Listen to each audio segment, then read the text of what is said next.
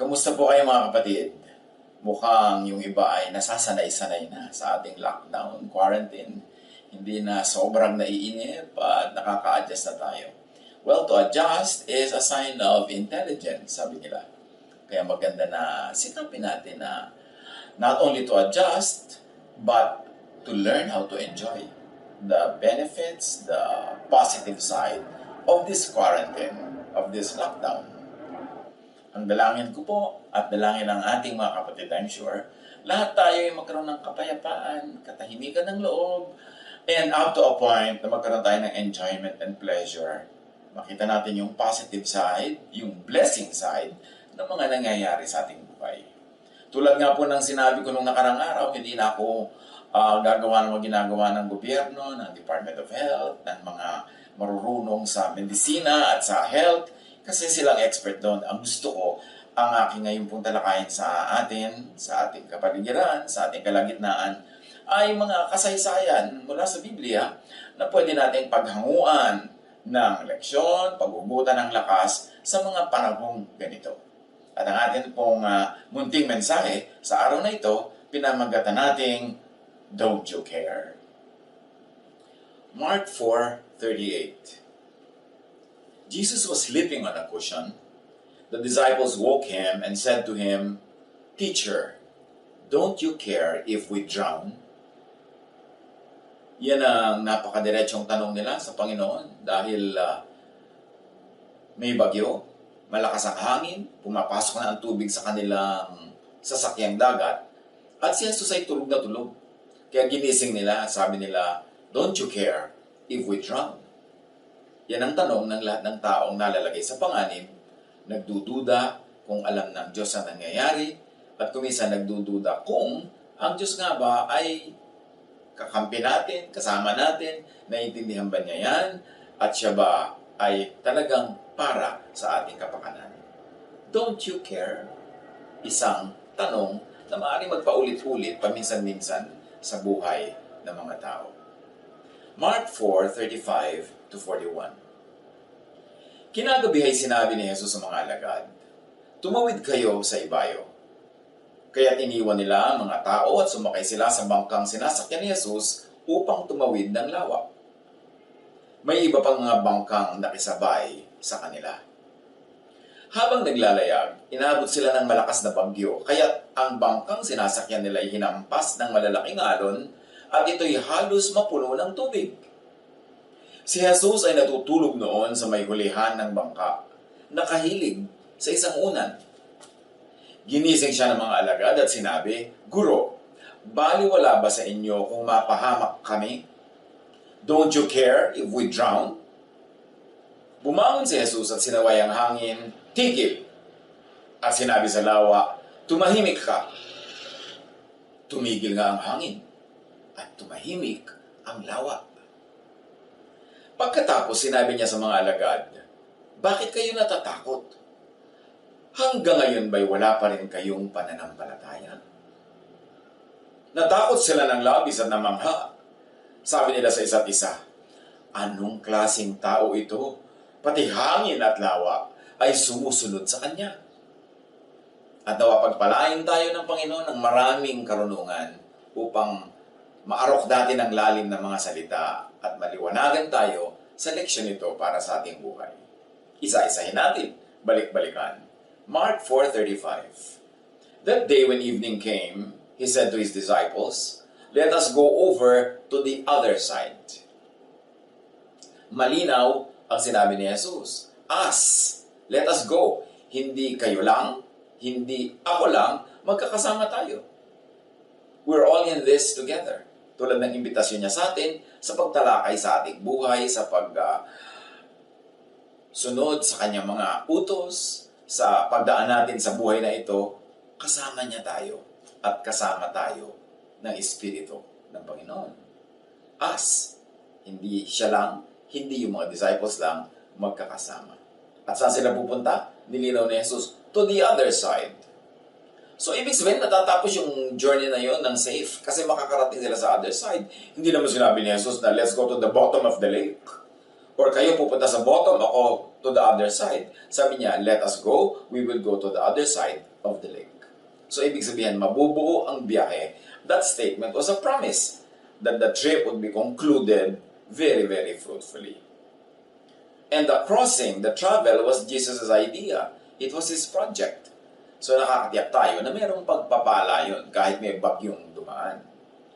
So, here we see that Jesus invites, Jesus leads, and Jesus accompanies everybody else. Tulad na sinasabi niya lagi, come, follow me. I will never leave you. I will never forsake you. At magandang isipin din yung mga sinabi na ni Jesus sa mga panahong pinagdaraanan natin ngayon. Ang buhay natin, project ni Jesus. At tayo'y aakayin niya, gagabayan sa samahan hanggang makarating doon sa kabila. At sabi niya, come, follow me. I will never leave you. I will never forsake you. Kahit may bagyo, o iba-iba pang mga tumatawag ng ating pansin at kuminsan lumilikha ng takot. Mark 4:36. Leaving the crowd behind, they took him along just as he was in the boat. Ibig sabihin, nandun na siya sa boat, niyaya niya yung mga kasamahan niya, at marami pang mga ibang bangkang sumabay sa kanila sa paglalayag. There were also other boats with him. So, hindi lang sila ang nagbabiyahe. Huwag tayo masyadong exclusive. Maraming sumusunod kay Jesus, maraming nakikinig kay Jesus, maraming sumasabay. Hindi lang dun sa bangka ng mga disciples. Marami pang iba. Marunong tayo dapat mag-share. At ang ating Panginoon, i-share natin sa iba. Huwag natin solohin. Dahil maraming gustong sumama sa Kanya. Mark 4:37. A furious squall came up, and the waves broke over the boat, so that it was nearly swamped. It was a traveler's worst nightmare. It was a grave threat to life and safety, because the boat was almost sinking. Napupuno ito ng tubig at umaapaw na halos sa dami ng tubig na pumasok dahil sasayaw-sayaw sa malalakas na alon itong kanilang sasakyang dagat. And the boat began to show signs of sinking. Of course, they were in the middle of that lake. There was no island, there was no land, walang hahawakan, tutungtungan o aasahan. The whole sea, which could be considered at that time to be their whole world, was under threat and was also very threatening. So naturally, there was fear, there was panic, and probably even regret na bakit ba nakasama-sama pa sila sa biyaheng ito. Kasi pag nakakaroon ng mga pangyayaring ganyan, nagkakaroon ng space yung panic, yung regret, sisihan, paninisi sa sarili, kung ano-ano pa. Pero lahat ng mga negative things na yan ay hindi galing sa Diyos. Hindi Diyos ang nagbibigay ng ganyang isipin sa mga tao. Mark 4:38, Jesus was in the stern, which means inside or in the covered part of the boat, sleeping on a cushion. Sabi ng ibang versions, reclining on a pillow. Whatever it is, he was comfortable. Outside of the boat, there was the storm. But outside of the stern, that covered area where Jesus was, there was also storm and fear and panic in the hearts of His disciples. So, dalawang storm ang nagaganap dito, ha? Yung physical storm at yung emotional, spiritual storm caused by the physical storm. And inside the stern, on a cushion, what was happening? There was rest and sleep. Jesus was quietly resting and sleeping. In contrast to the storm in the people's hearts and to the storm that was happening all around them.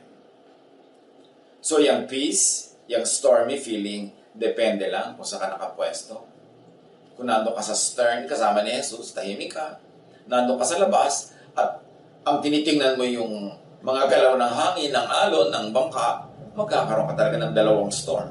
Physical and emotional storm. Which is probably what's happening in many people's hearts right now. Na merong mga issues and challenges sa labas, pero meron ding issue sa loob, sa puso.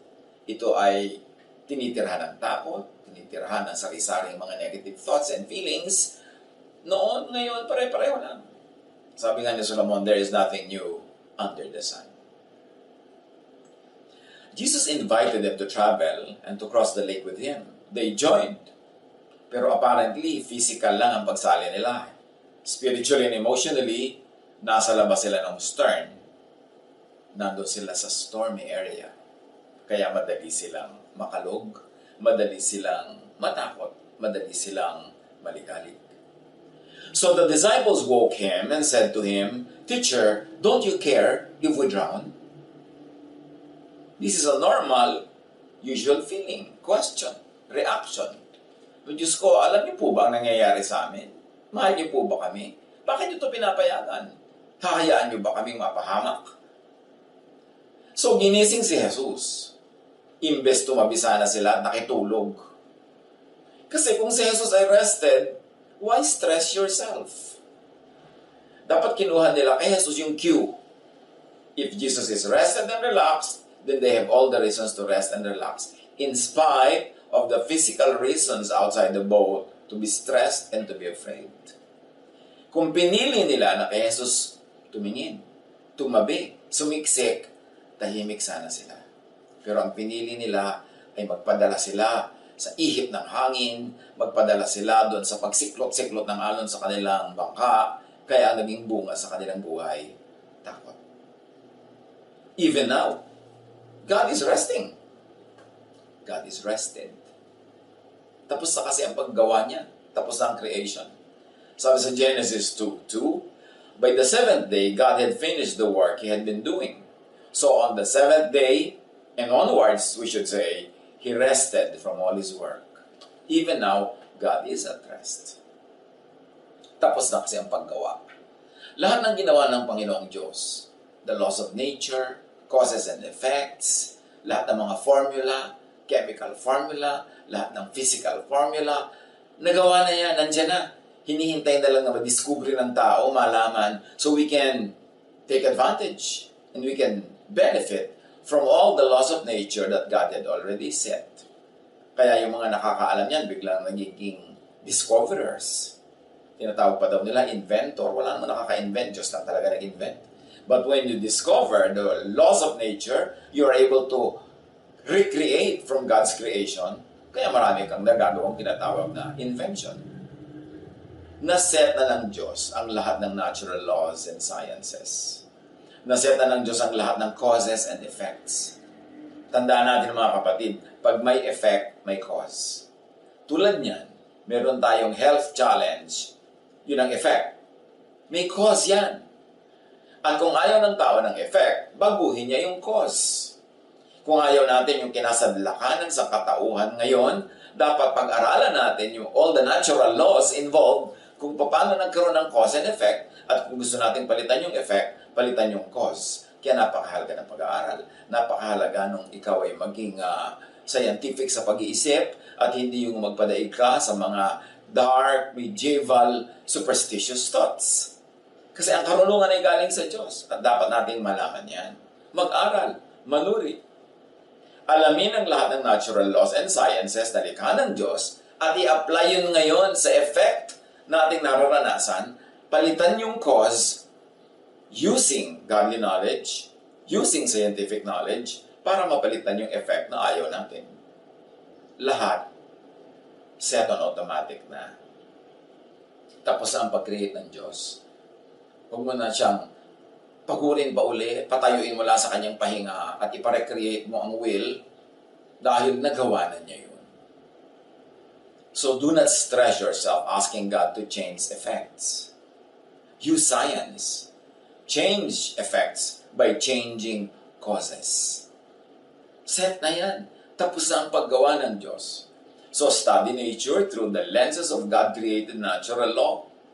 And study nature through the lenses of science. Apply knowledge to engineer natural phenomena. Apply knowledge to manage causes and effects. Tulad ng sinabi natin, pag may undesirable effect, mayroon lang kasing undesirable cause. Yun ang pagtuunan ng pansin. Mark 4:39, sa pagpapatuloy ng kwento. So, ginising siya. Sabi ng mga disciples, "Don't you care if we drown?" So he got up, rebuked the wind, and said to the waves, "Quiet, be still." Then the wind died down, and it was completely calm. Tumahimik, pumayapa. Pansinin natin kung anong ginawa ni Jesus nung may bagyo, nalagay sa panganib ang buhay ng mga disciples, or at least sa tingin nila. Ginising siya, sabi niya, "Don't you care?" Pagbangon niya, Jesus listened to the plea. Pinakinggan niya. Jesus rebuked the wind and the waves, not the disciples. Hindi inusig ni Jesus sa mga tao. Hindi isinisi ni Jesus sa mga tao ang bagyo. Hindi sinabi ni Jesus na may bagyo kasi galit sa inyo ang Diyos Ama. Hindi tumawag si Jesus ng repentance rally para tumigil ang bagyo. Hindi naman niya sinabing kaya may bagyo kasi makasalanan kayo kasi galit sa inyo ang Diyos. Hindi dinagdagan ni Jesus ng guilt and more fear ang nerbiyos ng mga tao. Kasi hindi naman nagpapagyo ang Diyos para magpapansin, para magpaalala ng kasalanan, at para magparusa. Talaga lang may bagyo, may cause and effect. At pag tinignan natin yung geography ng Sea of Galilee, merong maraming mga warm winds na naiipon dyan sa gitna ng lake na yan kasi yan ay parang nakukwintasan ng mga kabundukan. So, warm air gathers on the surface of the lake. Pero pagka mayroong mga bagong hangin na dumarating galing sa Mediterranean Sea, that warm air is pushed up. And when that is pushed up, suddenly a storm is created. Kaya dyan sa Sea of Galilee, ang dami mga storms. Hindi dahil makasalanan yung mga disciples. Hindi dahil makasalanan yung mga nakasakay sa ibang bangkang kasama nila. Cause and effect. Natural law. But Jesus is above natural law. Kaya, nung sinaway niya, tumahimik yung bagyo. At sinaway niya yon para matahimik yung mga tao. Remember, pinatahimik ni Jesus ang bagyo para tumahimik ang kalooban ng mga disciples na natatakot. Hindi niya tinakot palalo by making them feel guilty and by telling them na galit sa kanila ang Diyos, kaya nagkabagyo. Ang ministry ni Jesus, magpatawad, magbigay ng kabutihan ng Diyos, magpapanatag ng ating kalooban, magpatahimik ng kalooban, hindi manggulo palalo at manakot, lalo sa mga panahong nakakanerbiyos na nga. Warm air that arises causes sudden storms. Hindi dahil galit ang Diyos sa mga namamangka. Isinugo si Jesus para maghatid ng mabuting balita, hindi ng masamang balita. Para maghatid ng kapatawaran, hindi ng pag-uusig at parusa, at para maghatid ng rest and peace, hindi RIP na rest in peace. Kaya siya good news.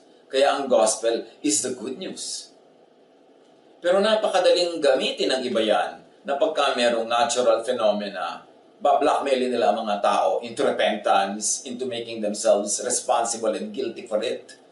Ang nangyayari tuloy, imbes makatulong, lalong nakakapagpanerbiyos. Dahil ngayon, hindi lang pala may natural phenomenon, galit pa ang Diyos, so nadodoble-doble ang alalahanin ng mga tao. Samantalang ang sabi lagi ng Diyos, comfort my people.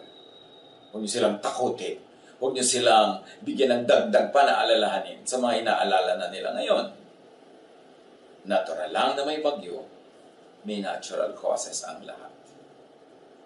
At hindi isinugo si Jesus para manakot at magpahirap, talaga lang may natural scientific causes and effects. Pero siyempre naman, talaga may mga pagkakasala ang tao, may mga pagkakamali, may mga pagkukulang na dapat ay personally nilang pag-isipan at ayusin, pero ang ipinakilala ni Jesus na Ama ay mabuti, mabait, at mapag-aruga. Hindi magagalitin, hindi mapaghiganti, hindi mapag-alboroto, hindi nagpapadala ng bagyo para lang magpapansin. Hindi nagpapadala ng dilubyo para lang magdasal ang mga tao sa Kanya. Anong klaseng image ng Diyos ang ating ipapakita, ilalarawan kung ganung uri ng Diyos ang ipapakilala natin? Na nagkasakit ka kasi galit sa'yo ang Diyos. So magsisi ka para ka gumaling. Na mayroong taggutom kasi galit ang Diyos. Lagi na lang galit ang Diyos. Tuwing nagagalit na lang siya, ang dami-daming paparusahan, lahat ng dadamay. Ganun ba yun? O talaga lang may natural law? At para makinabang tayo doon, alamin mo how natural law operates and do what is natural, what is scientific and clinical, para ma-solve ang challenge. Mahilig ang mga Pharisees and teachers of the law na mag-misrepresent sa Diyos bilang magagalitin at mapagiganti, bilang mapang-usig at malupit. Mahilig ang mga Pharisees na magpagilty at manakot. Kaya ay sinugo si Jesus to present and represent God correctly. John 1:14-18. The Word became a man and lived among us. We saw His divine greatness, the greatness that belongs to the only Son of the Father. The Word was full of grace and truth. And from Him we all received one blessing after another. No one has ever seen God. The only Son is the one who has shown us what God is like. At yun ay pinakita ni Jesus nung siya bumangon at pinatahimik niya ang bagyo. He was showing us what God is like. Nakikinig siya sa concern ng kanyang mga anak, valid or not valid, reasonable or not reasonable, na ang gusto ng Panginoong Ama natin, through Jesus, ay bigyan tayo ng kapayapaan, katahimikan, at katiwasayan. Hindi para tayo takutin ng takutin at i-blackmail into repentance na hindi mo naman alam kung anong kasalanan ba ang ginawa mo kung bakit nagkabagyo. Anong kasalanan ba ang ginawa mo kung bakit nagkaroon ng giyera, kung bakit nagkaroon ng tagutom. Naturally, meron talaga tayong mga pagkukulang na dapat ituwid. Pero hindi naman yung Diyos na, ay, may pagkukulang yung mga tao na ito, therefore paparusahan ko ang buong mundo. Ito ang maling pagpapakilala sa Diyos. Kaya pinadala si Jesus para ipakilala ang Diyos sa tamang paraan. Hindi tayo dapat laging natatakot sa Diyos. Ama natin siya, mahal niya tayo. Dapat tayong lumalapit at nakita nyo, lumapit yung mga natatakot. Tinanggal lang kanilang takot. Mark 4:40. He said to His disciples, "Why are you so afraid? Do you still have no faith?" Na pwede rin natin sabihin sa ating sarili, sa isa't isa, na may Diyos. Alam niya ang nangyayari. Okay, hilingin natin. Ay, natatakot kami sa bagyo. Ayaw na namin ng bagyo. Hilingin natin. And then hintayin natin kung ano ang gagawin ni Jesus. Just a question, a reminder to exercise faith that leads to peace of mind. Yun ang sinabi ni Jesus, why are you so afraid? Mark 4:41.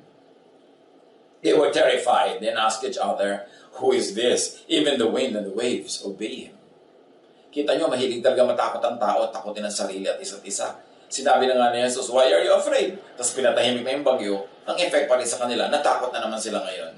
And this time kay Jesus, sino siya? Bakit kahit bagyo, kaya niyang payapain? Yes, any wind and wave, obey Jesus. Yun dapat ang lesson na tandaan natin. Any and all causes of disease, follow Jesus.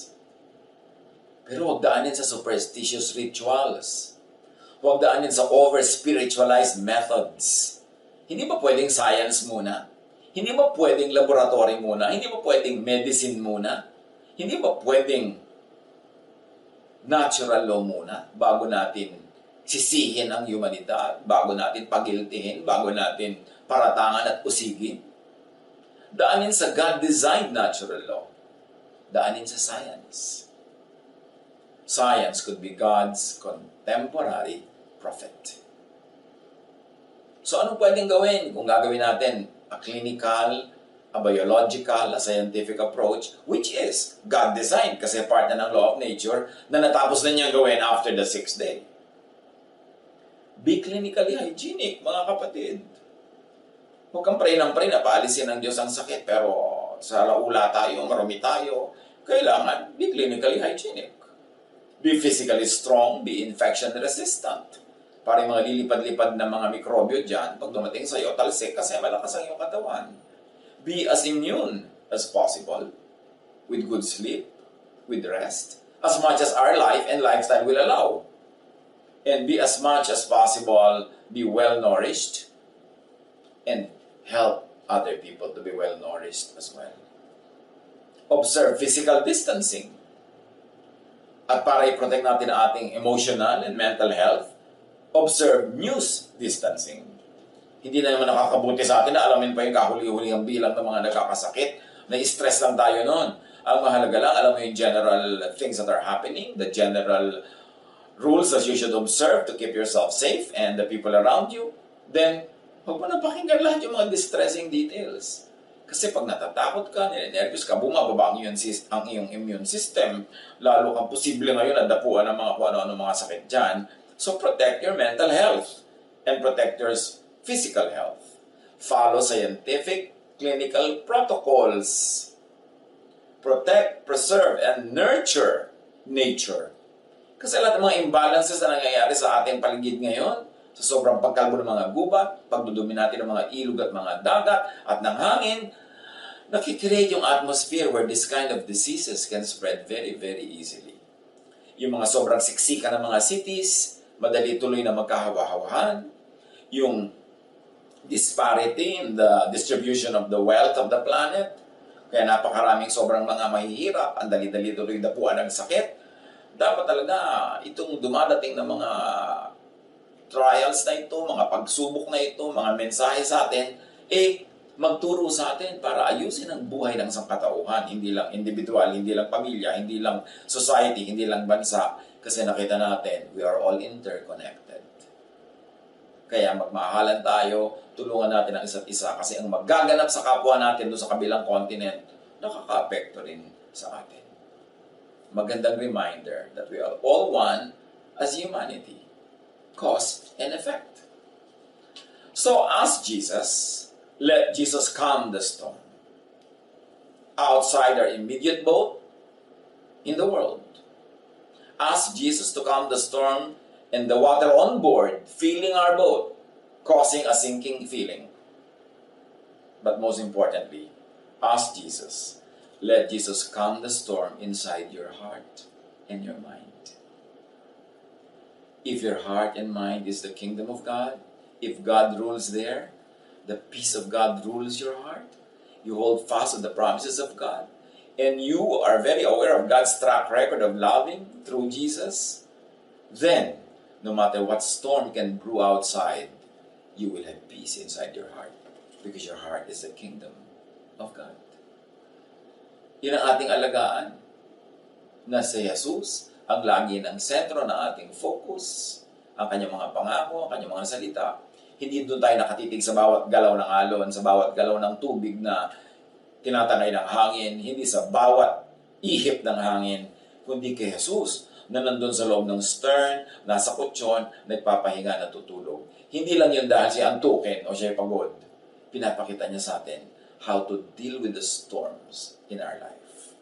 To do what is practical, to prepare a seaworthy boat, to strengthen ourselves, our immune system, and then to do what is practical, pagkatapos ipagtiwala sa Diyos ang lahat. To rest in spite of the storm, because Jesus rules our hearts.